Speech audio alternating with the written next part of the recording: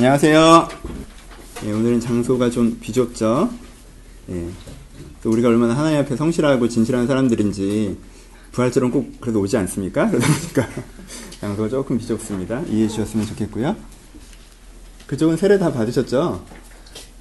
세례 저희가 다 받으셨겠죠? 예. 제가 컵이 35개라고 걱정인데. 예, 갑시다. 예. 여러분 부활절에 계란 먹는 이유들 아십니까? 이스터데이라고도 하죠. 그렇죠? 동방종교에서 이스터데이라고 되게 크게 지키는데요. 계란을 먹는다는 건 부활의 의미랑 직접 연결되진 않죠. 계란이 죽었다가 살아나는 건 아니니까요. 그렇죠? 근데 계란을 특별히 달걀을 우리가 특별히 사용하는 이유는 우리가 계란을 볼 때 우리가 계란 특별히 먹다 보니까 이 액체성이 굉장히 익숙해져 있지 않습니까? 근데 이 액체성을 갖고 있었던 이 매체가 이런 물질이 갑자기 어떤 생명, 이렇게 삐약삐약 걸어다니고 돌아다니는 새로운 형태의 생명이 되는 것들에 대한 어떤 그 신기함의 이미지를 우리가 부활에 담는 것입니다. 사실 이렇게 적용하는 게 죽었다 살아나는 게 아닌데 왜 그렇게 하느냐라고 사건적으로 적용하시는 분들도 있지만 부활의 가장 큰 의미는 예수 그리스도께서 죽었다 살아나심도 가장 큰 의미이지만 적용적으로는 우리가 어떻게 되는 거죠? 새 생명을 얻는 거죠. 그렇죠? 예전의 액체적인 상태, 옛사람에서 새로운 삐약삐약 병아리, 새로운 생명력의 상태가 되는 것들을 표현하기 때문에 계란의 상징성을 우리가 굉장히 기꺼이, 기쁘게 이렇게 사용하고 있습니다. 그래서 오늘 여러분들이 계란 하나 먹으시면서, 물론 우리가 저 아이가 새 생명이 되지 못하도록 섭취하고는 있긴 하지만, 하면서 상징성의 의미니까, 내 안에 새 생명됨을 좀 같이 묵상해 봤으면 좋겠습니다. 오늘 부활절입니다. 근데, 작년과는 조금 다르게 어떤 주관적인 의미의 부활에 대해서 좀 설명을 해보려고 합니다.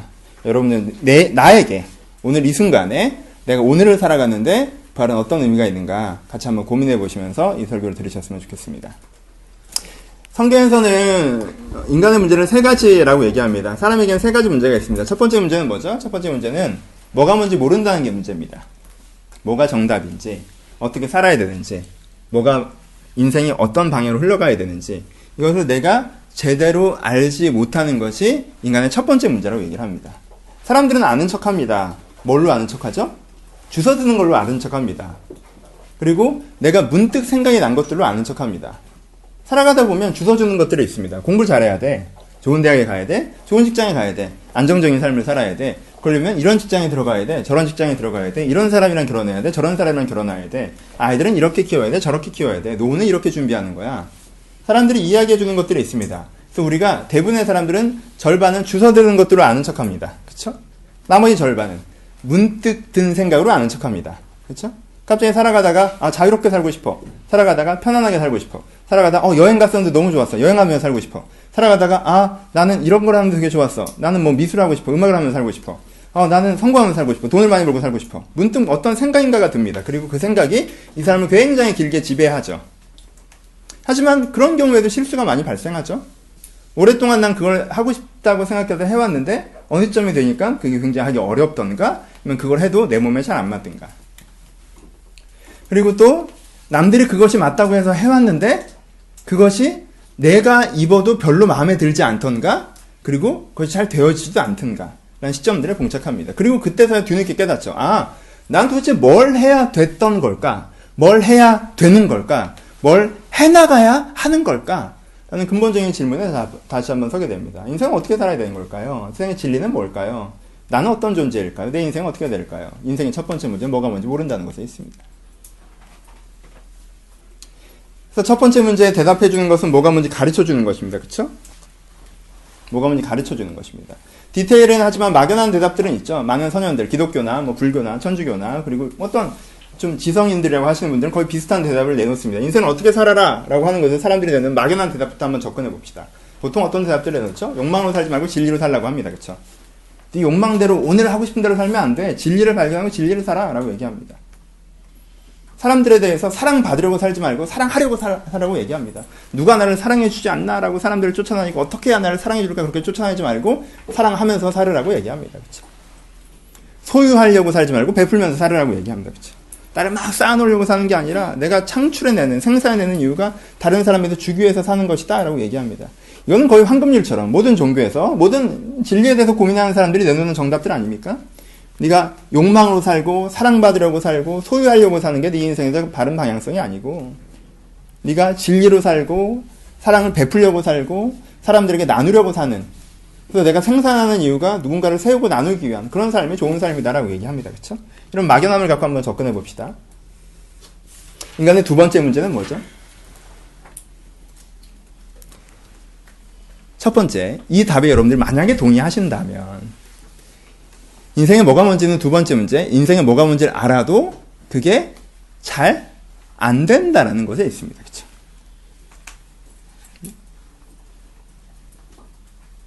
만약에 인생의 대의에 진짜 동의해서 내가 욕망이 아니라, 내가 사랑받으려고 사는 것이 아니라, 내가 소유하려고 사는 것이 아니라, 내가 진짜 진리를 추구하고 사랑하려고 하고 나누려고 하고 산다라고 칩시다. 그렇죠? 내가 그 대전제에 동의해야 이게 진짜 맞다면, 맞다는 전제하에 얘기하는 거죠. 이건 여기서 깊이 들어갈 건 아니니까. 여기 맞다면 이 디테일이, 그러면 오늘 나는 무엇을 해야 될까? 오늘 나는 어디로 가야 될까? 그 디테일은 이게 나에게 동의되어지고 동감되어지고 추구되어져야 돼야지 디테일이 나오는 거잖아요. 그렇죠? 그럼 난 어떤 재능으로 나눠야 될까? 난 어떤 사람들을 사랑해야 될까? 내가 살려면 어떤 내적 성숙이 필요한가? 진리는 뭔가? 나의 진리는 뭔가? 내 인생에 대한 가치와 진리는 뭔가? 이런 게 이 전제가 돼야지 디테일이 나오는 거 아니겠어요? 그렇죠? 근데 인생의 두 번째 문제는 뭡니까? 뭐가 뭔지 알아도 그게 잘 안 된다는 거 있습니다. 안 된다는 거. 여러분들이 사랑하면서 살아야 된다는 거 동의 안 하시나요? 난 사랑 받고 살 거야. 난 죽어도 사랑하고 살지 않게. 이러고 살진 않잖아요. 그렇죠? 사랑하고 살아야 된다는 거 알아요. 그렇죠? 여러분들 욕망으로 살지 않고 진리로 살아야 된다는 거 알죠? 그렇죠? 여러분들 소유하고 성공하려고 사는 게 아니라 베풀면서 살아야 된다는 거, 여기 이 정도 교회 다니는 사람들이면 부활절날 그 좋은 건물도 놔두고 이 오피스텔에 오시는 분들 정도면 그 정도는 알 거예요. 그렇죠? 어떤 가치적인 동의들은 있을 거라고 생각을 합니다. 우리의 문제는 뭐가 있죠? 잘 안 된다라는 거죠. 두 가지 면에서 잘 안 됩니다. 여러분, 제가 어찌됐건 가장 헌신적으로 살았던 시기는 26살 때부터 30살 때까지였던 것 같습니다. 그때는 누가 나를 필요하다고 하면 항상 달려갔고요. 정말 제 통장에 얼마가 남아있건 필요하다고 하는 사람들한테 줬고요. 새벽에서 새벽까지 정말 발이 닳도록 뛰어다니면서 외근 근로자 사역들을 했었습니다. 정말 그 4년 동안은 저를 위해서 쓰는 시간이 거의 없었던 것을 기억합니다. 그렇죠? 거의 그렇게 이제 살았던 시간인데, 사람이 그렇게 한동안 살다 보니까, 한동안 4년 동안 그렇게 살다 보니까 제가 제 내면에서 세 가지를 발견했습니다. 첫 번째는 억압된 욕망. 다른 편은 만성적인 분노. 왜요? 나도 쉬고 싶고 편하게 살고 싶고 놀고 싶은데 그 욕망이 계속 억압되어 있으니까. 그렇죠? 억압된 욕망으로 인한 만성적인 분노. 두 번째, 제가 내 내면에서 발견한 건 두 번째는 상처. 나는 도와주려고 했고, 나는 사랑하려고 했는데 이용당하고 거절당하고, 그렇죠? 난 복음을 전했는데 그것들이 희화화되고 떠나가고, 그런 반복적인 부분들을 통한 상처. 세 번째는 소진. 뭔가 성과와 소유라는 포상이 없는 상태에서 내가 무슨 인가를 계속 해냈을 때 어느 시점에서 나타나는 에너지가 떨어진 것 같고 이제 좀 그만하고 싶다는 소진. 그래서 사실 이 세 가지 정서를, 이 세 가지 마음을 제 내면에서 발견했던 기억이 있습니다. 많은 헌신적인 삶을, 사회운동을 하든가 선교를 하든가 뭐 아이를 키우든가 많은 헌신적인 일을 하는 사람들이 동일하게 고백하는 것 중에 하나죠. 사랑하죠. 하려고 합니다. 근데 그걸 하다 보니 내 욕망을 충족하지 못하는 것들을 느끼는 일정한 억압. 그리고 그 억압에서 오는 분노. 엄마들 얼마나 억압이 있어요. 밖에도 못 나가시고. 그리고 때때로는 아이가 좀 더 자라나가다 보면, 또 선교를 해나가다 보면, 사회사역을 하다 보면 느껴지는 상처들. 그래요. 너도 힘들죠. 밖에 못 나가면. 상처들 있어요. 세 번째, 내가 그렇게 해도 뭔가 제대로 된 포상과 결과와 격려가 주어질지 않을 때 느껴진 어떤 그런 것들. 저는 선교사님들 포함해서 선교사님들이나 사회운동 하시는 분들이나 비민사역, 고아원사역 하셨던 분들을 간접적으로 직접적으로 알 수 있는 기회들이 되게 많았는데 두 종류로 딱 갈라집니다. 한쪽은 내면이 굉장히 풍성하신 분들이 있고 내면이 초토화되어 계신 분들이 있습니다. 두 번째 문제, 잘 안 된다라는 거예요. 그렇죠? 이 사람 같은 경우는 착한 사람이죠. 뭐예요? 해보려고 하고 자기 의지를 구해서 해냈는데 잘 안 되는 사람들인 거고, 여러분한테 크게 해당하는 상황은 없죠, 그쵸? 그래서 뭐, 우리가 무슨 소진과 상처와, 억압된 분노, 억압된 욕망을 얘기하기에 여러분들 욕망은 충분히 발현되고 있는 것 같고, 그쵸? 여러분들은 상처받고 사시는 분들도 아닌 것 같고, 그쵸? 왜? 상처받고 사시는 분들 아닌 것 같고. 뭐 소진한 만큼 누구를 위해서 여러분들을 쏘아내고 있지 않을 수도 있습니다, 그쵸? 또 하나의 측면. 그런 경우에는 뭐가 있죠? 맞는 걸 동의해요. 그쵸? 맞는 걸 동의해요. 뭐가 맞는지는 동의하는데, 그게 하고 싶지 않은 경우죠.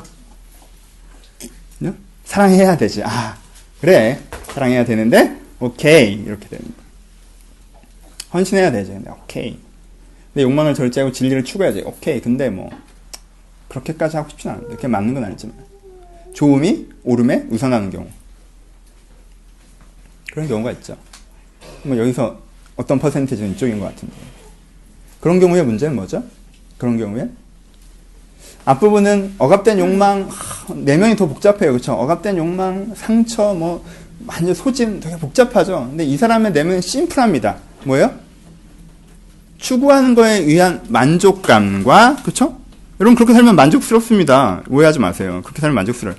만족감과 죄책감. 그렇죠? 내가 이렇게 살면 안 되는데, 이렇게 사는 게 틀린 건데, 이건 아닌데, 에서 느껴지는 일정한 죄책감. 세 가지가 뒤엉키지만 여기서는 심플하게 한 가지입니다. 죄책감. 내가 잘못하고 있다. 난 좀 한심한 놈이다. 이렇게 살면 안 되는 거다. 안 되는 걸 난 하고 있다. 맞는 게 뭔지 하는데 하고 싶지 않다. 그리고 되지도 않는다. 라고 생각하는 거에 대한 어떤 자포자기한 심정들이 있습니다. 이거 인간의 두 번째 문제입니다. 그쵸? 두 번째 문제, 케이스 A와 B가 나눠지긴 하지만 기본적으로는 같은 거죠. 케이스 A와 B가 나눠지긴 하지만 이게 안 된다는 거예요. 첫 번째, 뭐가 뭔지 잘 모릅니다. 두 번째, 잘 안 됩니다. 세 번째, 인간의 문제의 세 번째 문제는 무엇입니까? 그렇게 살아가기도 하는데 그렇게 살아갈 때 환경이 제대로 호응해주지 않는다는 것입니다. 그렇죠? 두 번째, 첫 번째에 좀 해당되는 경우기도 하죠. 연계해서 그렇게 살아가는데 환경이, 세상은 그렇지 않으니까, 그렇죠? 환경이 제대로 호응해주지 않는 경우, 그러니까 세 번째 문제가 됩니다. 이해되시죠? 내가 그리스도의 사람으로 살아갑니다. 하나님의 사람들로 살아가요. 내 안에 하나님께서 리플레시한 걸 통해서 소진도 없이 상처도 없이 은혜와 열정으로 살아가요. 그럼 일정한 변화와 결과물들과 갱신이 나타나야 되는 거잖아요. 그쵸? 현장에 살아갈 때. 근데 그런 삶의 현장에서 재료된 변화가 일어나지 않고 일어나지 않을 것 같고 내가 안 된 일을 한다고 느껴지는 것. 그리고 실제 안 되는 것. 그쵸? 이것이 우리가 인생에 갖고 있는 세 번째 문제예요. 라고 얘기합니다. 뭐가 뭔지 모르고요. 해도 잘 안 되고요. 잘 해낸다 할지라도 결과물들이 잘 없고요. 그쵸? 이게 인간이 갖고 있는 세 가지 문제입니다. 여러분들은 주로 어디에 해당되십니까? 여기 하나님은 성부와 성자와 성령으로 대답하십니다. 첫 번째, 뭐가 뭔지 모르는 사람에게 성부의 응답이 있습니다. 무엇이죠? 뭐가 맞는지 가르쳐주는 것입니다. 그렇죠? 진리의 성부, 아버지. 다른 뜻으로 기준. 다른 뜻으로 양육하는 자. 다른 뜻으로 가르치는 자. 뭐가 뭔지 모르는 자가 만나야 되는 하나님은 성부 하나님입니다. 하나님 이게 뭐죠? 라고 얘기했을 때 하나님께서 가르치십니다. 아, 이건 이것이다. 이건 저것이다. 이거 가르치십니다. 그쵸? 여러분들이 가르침을 받으셔야 됩니다. 말씀으로, 지혜로, 깨달음으로. 여러분 이것들에 대한 경험이 있을 겁니다. 아, 되게 막연하고 구름 잡는 것 같고 뭐가 뭔지 모르겠는데 하나님께서 기도 중에 여러분들에게 이건 이것이다 라고 여러분들이 도전하실 때가 있어요. 그쵸? 이게 성부의 은혜입니다. 이건 이거야 라고 여러분들이 가르치십니다. 그럼 여러분들 그 성부의 은혜를 받을 때 뭐라고 느끼십니까? 아, 이게 이거였구나 라는 깨닫는 기쁨과 함께 아, 근데 별로 마음에 안 든다 라고 얘기하는 그 아, 괜히 물어봤다 이런 식의 그걸 누가 모르나 이런. 그쵸? 네, 하지만 가르치는 것까지는 성부의 은혜입니다. 그쵸? 세 번째는 성령의 은혜입니다. 내가 너와 함께하리라. 내가 너를 지키리라. 내가 너를 보호하리라. 그쵸? 내 의로운 오른팔로. 그쵸? 보혜사의 성령.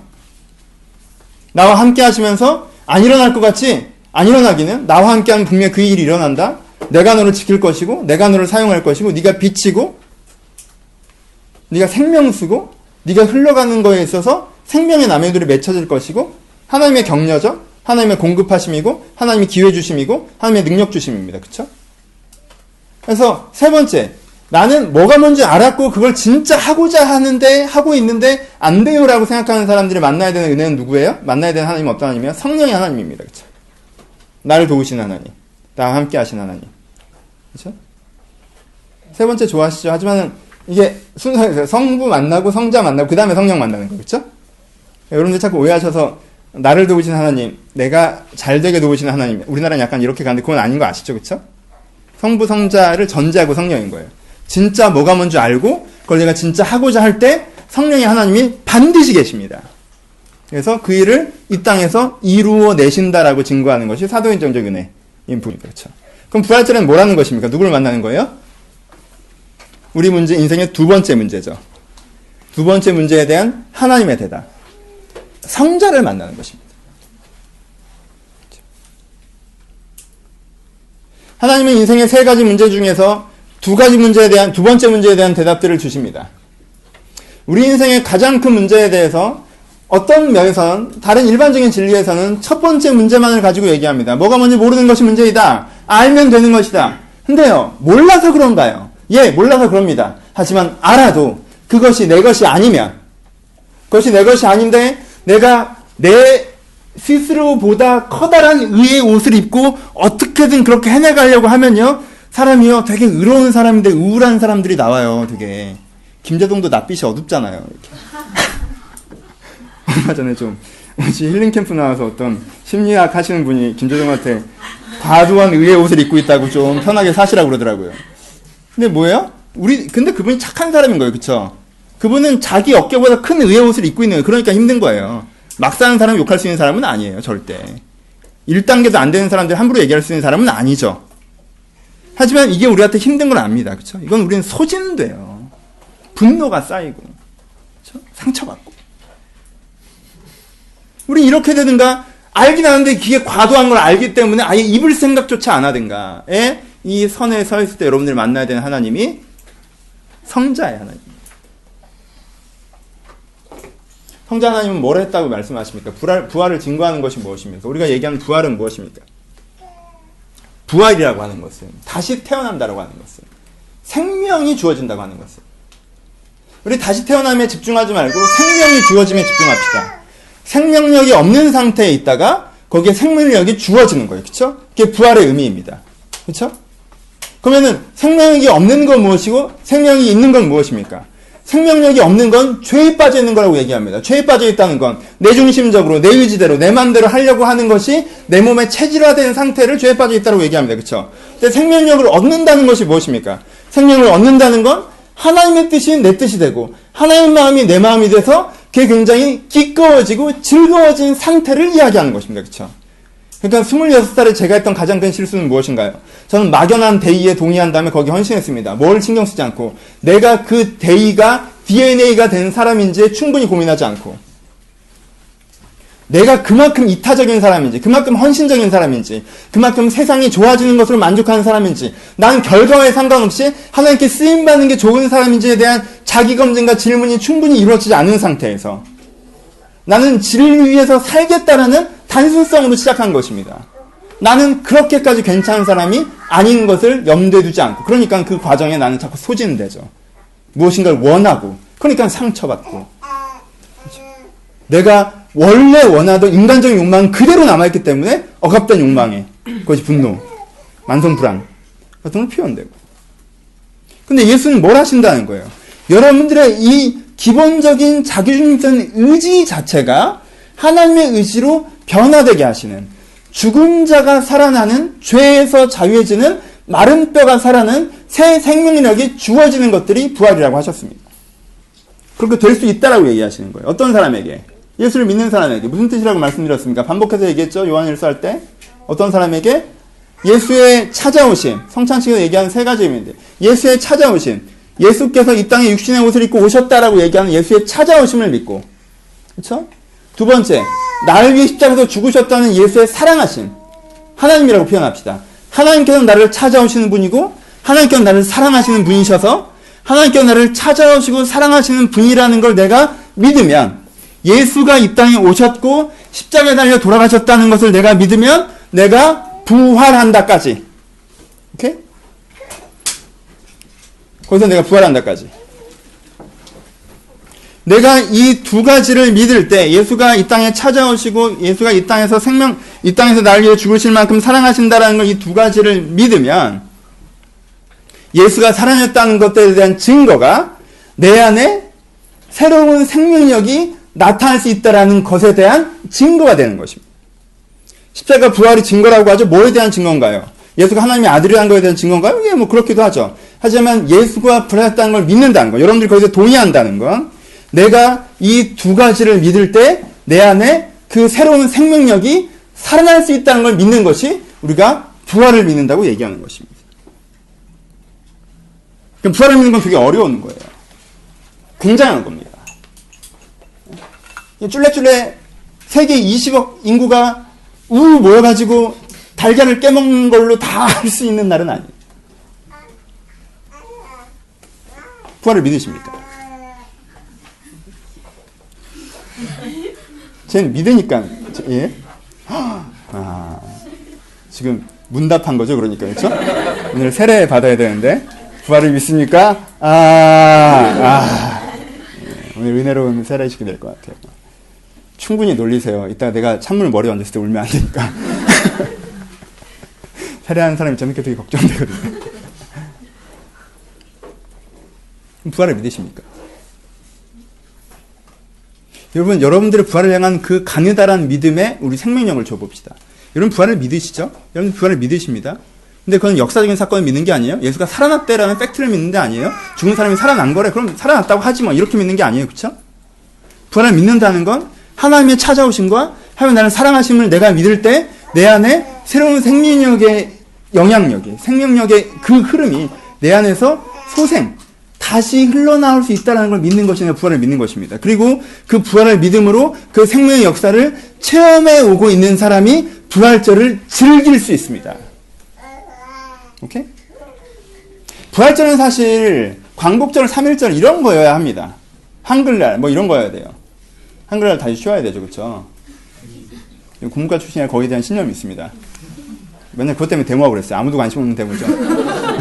아무도 관심 없어요. 지금 뿌리 깊은 나무 때문에 조금 관심이 생겼을 때 이게 한글날 쉬어야 되는데, 그때 뭐 정말 초라한 데모예요. 정말 한글날 쉬어야 된다고.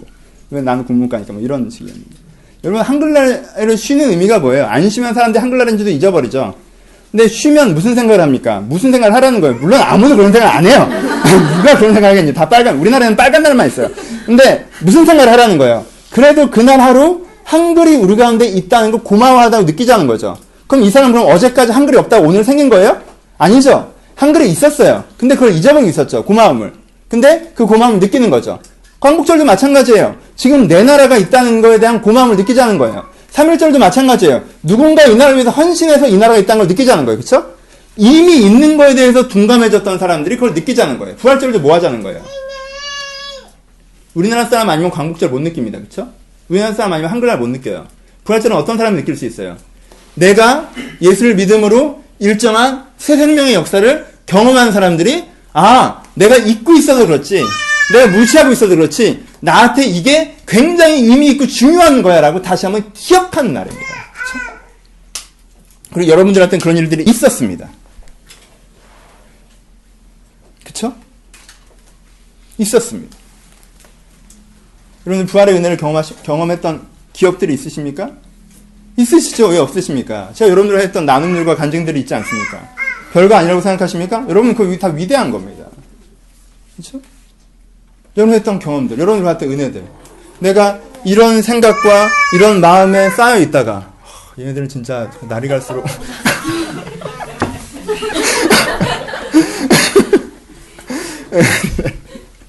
괜찮아요. 네. 우린 이사 갈 거니까 괜찮아요. 네, 막 이렇게 하다가 얘네들이 갑자기 보이니까 나도 귀엽고 오만 가지 생각이 들었어요. 여러분들이 있었던 경험들이 있죠, 그쵸? 여러분들 떠올려 보십시오.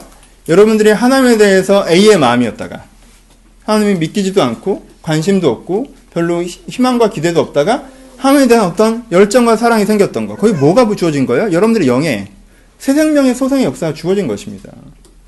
여러분들 인생에 부정적이고 여러분 인생에 포기하고 여러분 인생에 하나님의 생각들을 하지 않다가 내 인생에 대한 하나님의 섭리를 신뢰하게 되는 거, 하나님의 은혜를 기대하게 되는 거, 하나님을 초대하게 되는 거, 그게 다 뭐예요? 부활의 역사입니다.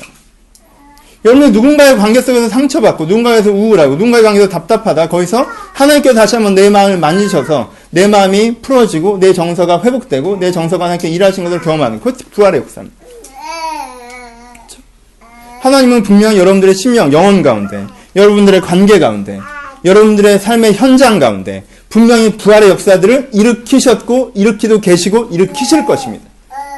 내가 하나님께서 찾아오시고 하나님께서 나를 사랑하신다는 걸 믿을 때 현재의 나는 이기적이고 현재의 나는 자기중심적이고 현재의 나는 욕망의 사람인데 당위로 사랑해야 되기 때문에 억지로 하는 것이 아니라 하나님이 정말 나를 찾아와서 정말 나를 사랑해준다라는 그 교감 가운데 내가 사랑하고자 하는 마음과 내가 진리를 추구하고자 하는 마음과 내가 나누며 살고 싶어하는 마음 그 마음으로 변화되어져 나가는 것. 그렇죠?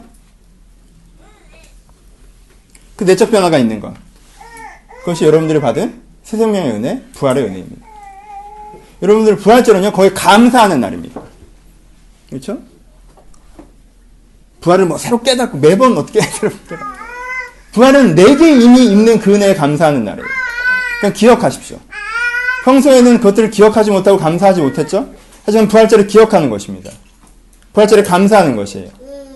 성탄절은 예수님의 오심 자체에 대한 것이라면 부활절은 예수님께서 나에게 어떤 분이신가에 대한 것입니다. 당신이 나에게 이런 분이었습니다. 라고 감사하는 것입니다. 그래서 사실은 성탄절보다 더 깊게 예수의 생일과 같은 의미가 있는 것입니다. 그렇죠? 그래서 이 날은 예수님에게 당신 나에게 이런 분이었다라고 내가 기억하고 감사하는 날입니다. 내가 이 사람의 소중함을 모르고 있었다가 이 사람의 생일이 되면 아 그래 생일 축하한다. 네가 있어서 되게 기뻐 라고 얘기해 줄 수 있는 것처럼. 그렇죠? 평소에는 당연하게 생각했다가 그래 네가 360일 나한테 있었고 내가 때때로 네가 나랑 함께 있는 것이 큰 의미가 없는 것처럼 느낄 때도 있었지만 사실 그게 나한테 큰 의미야 라고 다시 한번 기억하고 고백하는 것이 부활의 의미입니다. 그러니까 여러분들은 부활절에 부활의 온전한 믿음까지 이르지 못하는 것들에 대한 회개와 부활의 의미를 다시 한번 깨닫는 결단보다는 이미 우리 안에 있는 부활을 기뻐하고 소중히 여기며 감사하는 날로 나가야 하는 것입니다. 그리고 그 감사가 어디까지 연결돼야 되겠습니까? 그 감사가 여러분들이 지금 부활이 필요한 그곳에 새 생명이 있을 수 있다라는 기대로까지 나아가야 하는 것입니다. 여러분 지금 어느 부분에 부활이 필요하십니까? 여러분 인생에 죽어있는 부분은 어디입니까? 여러분 인생에 메말라 있는 부분은 어디입니까? 그 죽어있고 메말라져 있음에도 불구하고 내가 그것들을 당연시하고 포기하고 그 메마른 상태로 내가 여기서 어떤 일이 벌어져야 되는 건지도 알고 어떻게 돼야 되는 건지도 알긴 하는데 아 그게 안 돼요 라고 그저 방치해놨던 그 부분들이 어디입니까? 여러분 그 부분들에 대해서 새 소망을 가십시오. 그 부분에도 새 생명의 역사가 일어날 수가 있습니다. 여러분들의 미래에 대해서 어두우십니까? 미래를 생각하면 암담하십니까? 미래에 별로 특별한 일이 일어나지 않을 것 같고 뻔한 인생을 살 것 같고 내 인생은 그저 그런 거 가지고 그래 이미 어떻게 살아야 되는지는 알겠지만 내 인생을 이렇게 살지 못할 것 같아서 어떤 일정한 죄책이나 그걸 어떻게든 살아내려고 하는 가운데 쇠진 가운데 소진 가운데 있으십니까? 여러분 거기서 부활의 역사를 기대하십시오. 하나님 내 인생의 미래 가운데 주님께 일하실 것을 신뢰합니다. 새로운 인생에 있는 것들을 기대합니다. 하나님께서 원하시는 그 인생이 있고 내가 그 인생을 살아낼 수 있는 것을 믿습니다. 그 믿음이 내 안의 소망으로 내 안의 기대로 내 안의 기쁨으로 회복되는 내 마음을 바꾸시는 그 그리스도의 은혜를 또한 신뢰합니다. 여러분들 미래에 대해 부활의 역사를 경험하십시오. 여러분들 관계에 대해 부활의 역사를 경험하십시오. 부활에 감사하시면서 지금 부활이 일어날 수 있다는 걸 신뢰하고 기대하십시오. 내 관계가 어떻게 어그러져 있고 내 관계가 어떻게 산만해져 있고 이 관계가 너무 오래 묵은 관계여서 당연하게 이렇게 방치되어 있다면 여기도 그 부활의 역사가 일어날 수 있다는 걸 기대하고 소망해 보십시오. 내가 그 영역에 하나님이 살아계시고 그 영역에 하나님께 나를 사랑하심으로 찾아오심을 믿을 수만 있다면 그 영역에서 부활의 능력이 일어날 것입니다. 그리고 그 믿음의 신뢰는 이제까지 여러분들이 크고 작게 경험했던 그 여러분들의 인생에 이미 보여주신 그 부활의 은혜가 여러분들의 믿음이 되어야 됩니다. 그리고 또 하나, 예수님께서 이미 2000년 전에 부활하심으로 말미암아 지금 그 하나님이 나에게 바로 그런 분이신 것을 믿음으로 내가 이해해야 됩니다. 그 부활의 역사가 우리한테 필요한 것입니다. 이것이 부활절입니다. 그래서 기쁜 날입니다. 그래서 계란을 까먹는 것입니다. 부활절에 성찬식을 한다는 걸 되게 의아하게 생각하시는 분들도 있습니다. 성찬식은 좀 예수님께서 죽으신 거니까 이렇게 죄송하고 예수님 피, 예수님 살, 너무 예수님께서 죽으셨, 너무 죄송해요. 뭐 이것도 필요합니다, 여러분. 그 십자가의 의미는 너무나도 다면적이고 너무나도 깊어서요. 때때로는 저도 그런 슬픔의 성찬식을 여러분들에게 요구할 때가 있을 수 있습니다. 근데 오늘은 좀 다른 측면으로 갑니다. 오늘의 성찬식은 부활의 성찬식입니다. 성찬식은 세 가지 의미가 담겨 있습니다. 예수님과 살과 피, 예수님께서 인간으로, 예수님께서 이 땅에 우리를 찾아오셨다는 의미입니다. 그렇죠? 예수님께서 지금도 여러분들을 찾아오시는 분이란, 하나님은 거 위에 계신 분이 아니라 나를 찾아오시는 분이라는 증거를 담는 것이 예수님의 살과 피의 첫 번째 의미입니다. 예수님의 살과 피의 두 번째 의미, 그분이 찢기시고 피 흘릴 정도로 우리를 아끼신다라는 의미입니다. 그렇죠? 나는 하나님은 지금 나를 찾아오시고 나를 너무나 아끼시는 거예요. 여러분들이 어떻게 살은 거랑 전혀 상관없어요. 그런 건 전혀 상관없이, 여러분 지금 어떻게 느끼건 어떻게 살았건 어떤 환경이 있건 상관없이 예수님께서, 하나님께서 나를 아끼신다라는 고백이 이 성찬식에 담겨 있습니다. 세 번째, 이것은 우리의 음료요, 우리의 양식이라고 얘기합니다. 무슨 뜻이에요? 이것으로 말미암아 내가 새롭게 살아나게 된다라는 것을 의미합니다. 이것으로 말미암아 내가 새롭게 살아가게 된다는 것을 의미합니다. 성찬식의 세 번째 의미는 예수님께서 찾아오시고 예수님께서 나를 사랑하심을 내가 믿을 때 이것이 나에게 양식이 되어서 내가 새 생명으로 살게 하는 에너지가 된다는 의미, 성찬식의 세 번째 의미입니다. 그래서 부활절로 성찬식을 합니다. 저는 이 기쁨의 고백이 여러분한테 있었으면 좋겠습니다. 물론 그분이 얼마나 어렵게, 얼마나 고통 중에 이것을 지셨는가 또 우리가 고민해야 됩니다. 제가 올해는 성금요일을 그냥 지난 것들은 약간 죄송함이 있습니다. 내년은 꼭 기도회라도 할 예정입니다. 하지만 이 부활의 날에 이 세 가지 의미,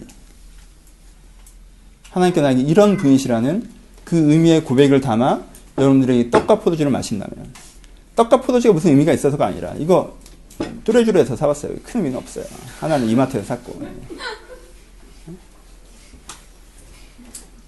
근데 그 행동에 여러분들이 그 고백을 담는다면, 그 행동에 여러분 그 고백을 담는다면 그 고백을 들으시는 살아계시는 성령께서 여러분 마음 가운데 부활의 은혜를 주실 것입니다. 오늘은 좀 구체적으로 합시다. 오늘 좀 희망을 갖고 합시다. 주님, 제 이런 부분에서 부활이 일어나기를 바랍니다. 이 부분이 내가 죽어 있습니다. 마른 뼈 같습니다. 여러분들의 영혼이건, 여러분들의 관계이건, 여러분들의 육체이건, 여러분들의 사회생활이건, 여러분들의 미래이건, 지금 내가 이 부분에 정말 마른 뼈와 같습니다. 이 부분에도 하나님의 꿈꾸시는 뜻이 있고 내가 그 뜻대로 살 수 있음을 신뢰하며 나아가오니 주 나를 소생케 하여 주옵소서. 이런 고백을 담아 함께 이 부활의 기쁨을 성찬의 은혜로 고백하실 때 하나님이 여러분들의 심령 가운데 크신 은혜를 더하시기를 주님의 이름으로 축복합니다. 기도하시겠습니다.